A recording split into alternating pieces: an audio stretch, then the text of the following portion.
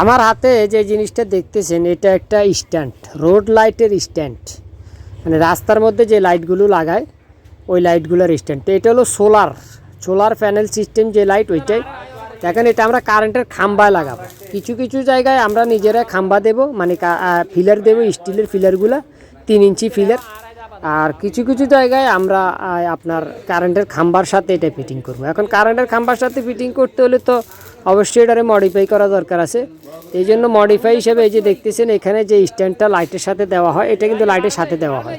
তো solar panel লাইটগুলো মূলত 150, 200, 100 ওয়াটের পাওয়া যায়, 90 ওয়াটের পাওয়া যায়, বিভিন্ন ওয়াট আছে। এই যে এখানে ফিলারে আমরা লাগাইছি দেখেন, এই অর্থাৎ স্ট্যান্ডের 2 পাশে আমরা প্লেট বর দিয়ে দিছি, দিয়া তারপরে এখানে আমরা পিলারের সাথে এবং কি নিচে একটা স্ক্রু সিস্টেম, এই যে নাট সিস্টেম দিয়ে দিছি।